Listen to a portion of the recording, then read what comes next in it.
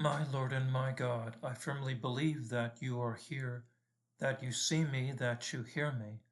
I adore you with profound reverence. I ask your pardon for my sins and grace to make this time of prayer fruitful. My Immaculate Mother, Saint Joseph, my Father and Lord, my guardian angel, intercede for me. Out of today's Mass, we're offered a selection from the Sermon on the Mount. Jesus said to his disciples, "In praying, do not babble like the pagans, who think that they will be heard because of their many words. Do not be like them. Your Father knows what you need before you ask him. This is how you are to pray. Our Father, who art in heaven, hallowed be thy name. Thy kingdom come, thy will be done, on earth as it is in heaven.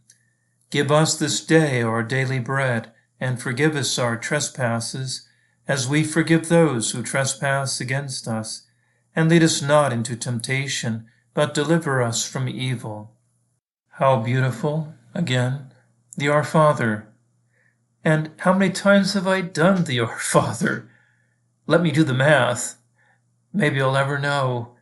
How many times have I done this prayer for you, Lord, claiming my sonship, done in Mass, claiming my sonship after running back to you in confession, after going through my mother Mary in the Rosary, and so many other moments of my life in trying to pray.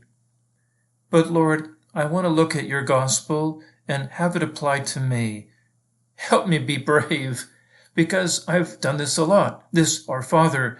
But what have you said in this gospel passage just preceding it? Do not be like them. Do not babble like the pagans.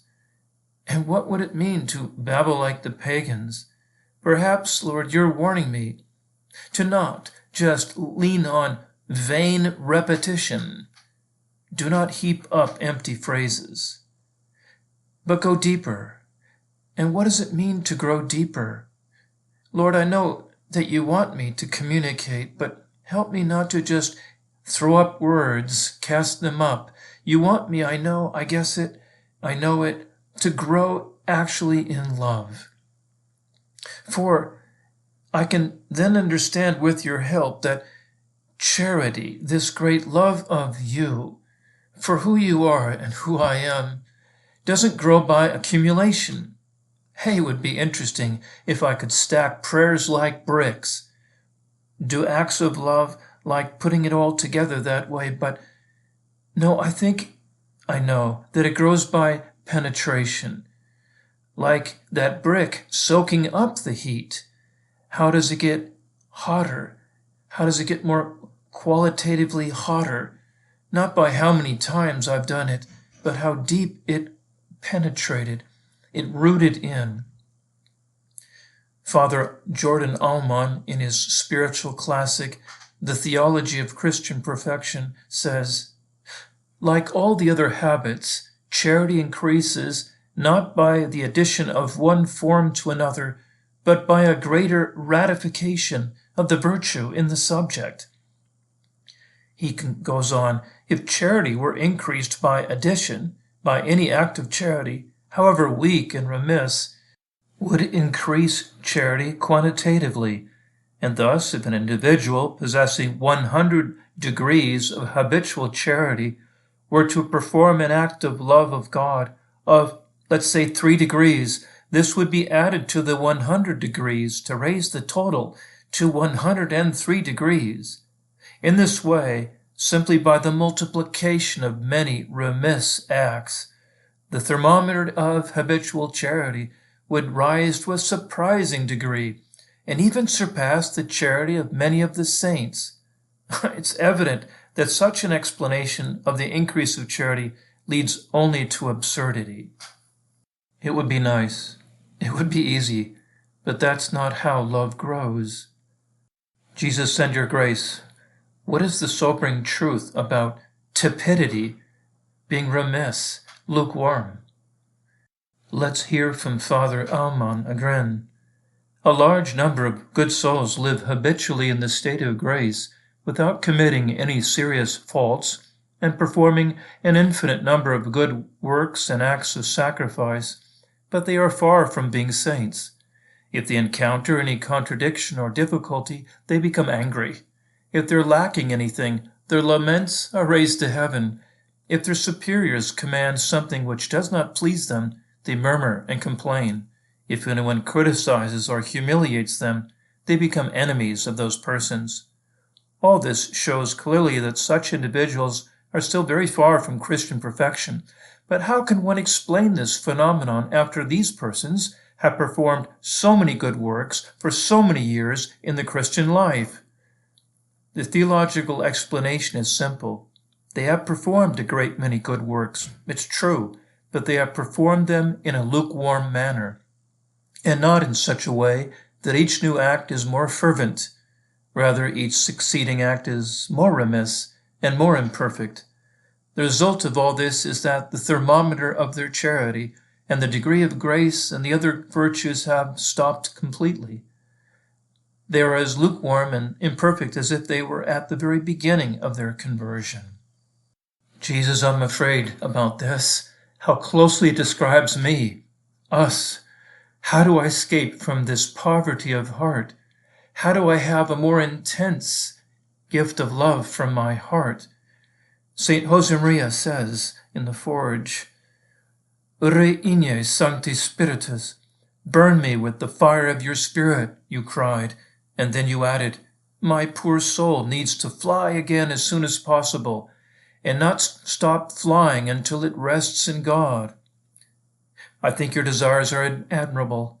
I will pray for you often to the Paraclete.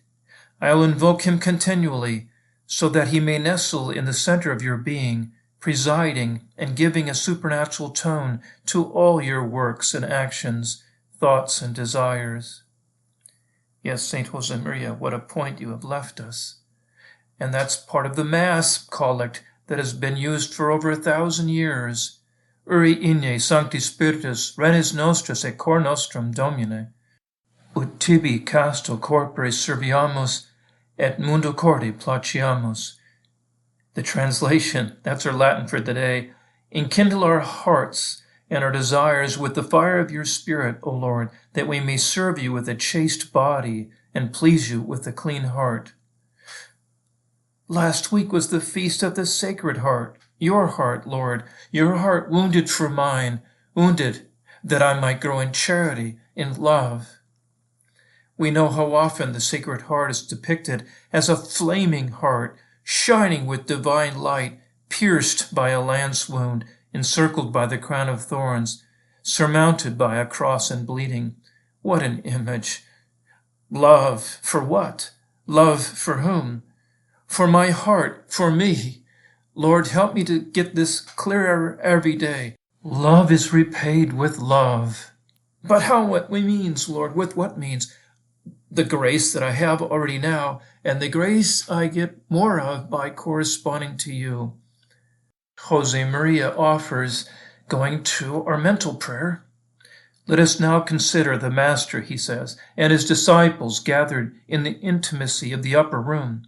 The time of his passion is drawing close, and he is surrounded by those he loves.